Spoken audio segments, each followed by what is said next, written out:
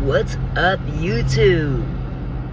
It's Auntie Mickey early in the morning on my way to a doctor's appointment. And I said, what better way to pass the time in this awful traffic than to do a video? Now, I started to do one yesterday and I didn't feel good at all, so I didn't do it. But I feel fine now. So, I think what I want to talk about is Wendy Williams. How about that? It's been a long time since I talked about Wendy Williams. And apparently she did an interview on The Breakfast Club. And she also talked to Don Lemon. And, basically talking about her situation with this conservatorship. And if you've followed me in the past, for the past year or whatever, one of my earliest videos was about Wendy Williams and the situation that she's in with this conservatorship, with this guardianship, which is, in my opinion, the biggest ripoff in human history, especially in the States. And she's pretty much treated like a prisoner. I can definitely relate to this whole situation because, like I had stated earlier in previous videos, I knew someone that was in a conservatorship, a guardianship, assigned by the state of Washington. And it's a trap. It's really unfortunate because in many cases, these people are targeted. Usually it's the person that has a little bit of money, assets of some kind, and no real family available to take care of them in their time of need. And in Wendy Williams' case, she's a big target because she's got a lot of money, or at least had a lot of money. I'm willing to bet she's damn near broke now, because what those conservatorships do is milk that person's assets dry. One of the things that basically takes away from that person's finances is the payment to the conservator or the guardian. It's really sad. These people are pretty much prisoners, not allowed to do a whole lot. Yet the state claims to be taking care of them. It's all bullshit. It's all bullshit. What Wendy is going through, I watched someone else go through. I'm sure at a much smaller scale, but nevertheless. This woman that I knew, I kind of ended up being her power of attorney, her medical power of attorney at least. I'm not going to go off into a lot of detail about her family or anything like that, but she had 6 kids. And they weren't available. Okay? And when she got sick and went into the hospital, again, dude, really? Sorry. I can't stand traffic. These people can't drive worth a quarter. But anyway, her family wasn't available to take care of her in any shape, form, or fashion. And, I ended up kind of filling in for that. And I'm not going to say why this whole conservatorship situation even came down upon her, but it did have to do with 2 of her children who are no longer with us. Something that they did, whether it be out of spite or whatever, I don't know. At this point, it's a moot point, because because they're all gone now. But like I said, the state, when they get their hands, their claws in on someone like that, what ends up happening is that there's an attorney, there's a judge, and then there's the state. And between the three entities, they conspire to take over this individual's assets and then toss them in some sort of a assisted living situation. And then give them a little piece of change every month as an allowance. In the meantime, they've taken all of their assets and they're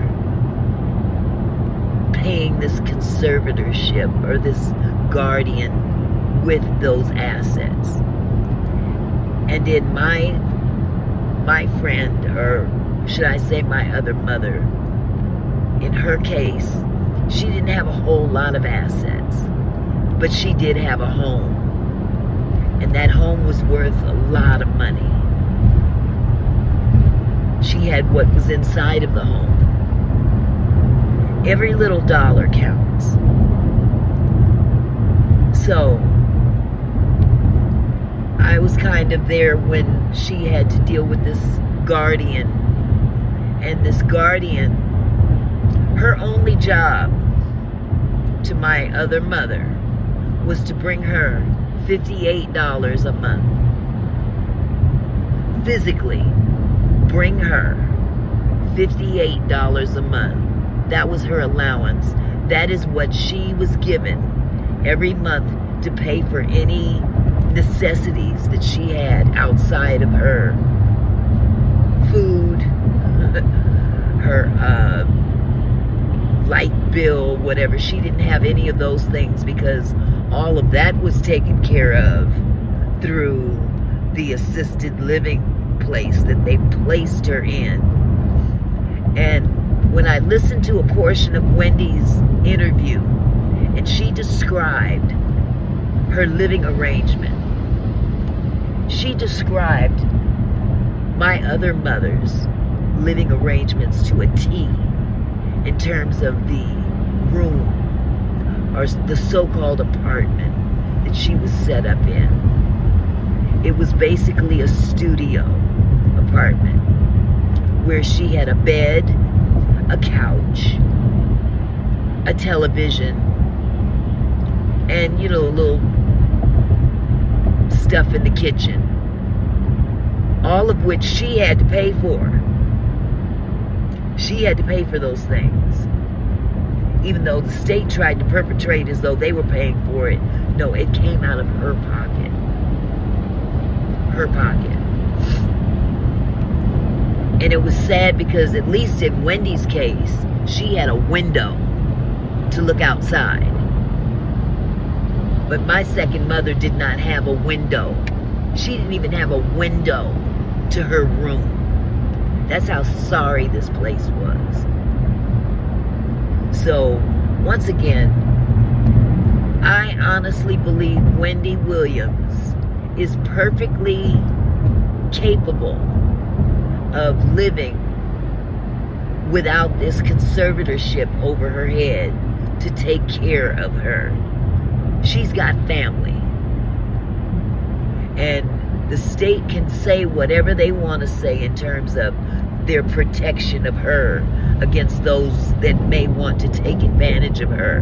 No, you guys are the ones that are taking advantage of her, not her family.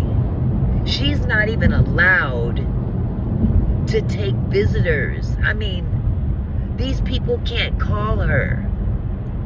And from what I understand, from what I saw on Don Lemon this morning, early this morning, they're about to take her phone away from her because she's speaking out. Don't we live in America? What happened to the First Amendment? Or do you lose that when you get sick or something? Is that the case? They're going to take away her phone. because she's speaking out. She's vocalizing to the public that she doesn't like this conservatorship situation. She has every right to say these things. And you're going to punish her by taking away her phone, her only means of communication to the public, or to anybody for that matter. Something real wrong with this whole situation. But it's not uncommon. It's not uncommon. Now, you guys say what you will about Wendy Williams. A lot of people didn't like Wendy because of what she did for a living and how she did it. This isn't even the point. She's still a human being, and she does deserve to be treated as such. And last I heard, I don't know if it's just me or what, but last I heard, this was America. Land of the free, home of the brave. Right. Until you get into a situation to where the powers that be can milk you dry. It's foul. It's real foul. I've heard many stories about people that are being taken advantage of. But it's not the family that's taking advantage of them. It's shit like this conservatorship, guardianship crap. This is who's taking advantage of these people. And some of these people don't even have anything wrong with them. Now, in Wendy's case, Wendy has been diagnosed with something. But that doesn't mean she's not capable of making decisions on her own. They may not be all of her decisions, but she should be able to decide where she lives. She should be able to decide who she lives with and who cares for her. Just because she's diagnosed with something, dementia or whatever, does not mean that you throw her in a room, in a building full of people that are clearly convalescing from something. This woman is able to walk around. She doesn't even want to walk around outside of her door because these people she can't relate to. She can't relate to them because half of them are out of it. They're convalescing. They're very, very ill people. Whoever did this to her, I swear, they're going to burn in hell. No matter what you say about the family or whatever, she's still in a better position.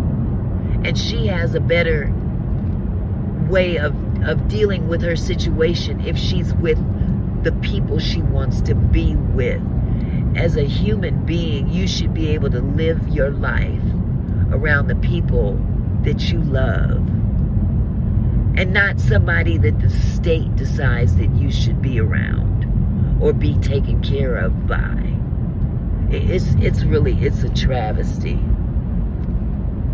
And I hope to God, if something like this ever happens to me, to where I have to be taken care of, and it's decided as to whether or not I should be put in a rest home or, some kind of assisted living,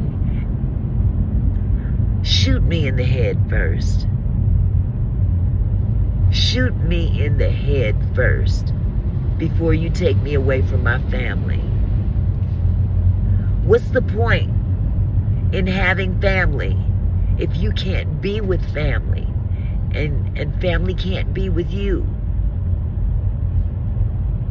I can't think about this anymore. Anyway, I'm stuck in traffic right now, and the more I think about this situation, the angrier I get.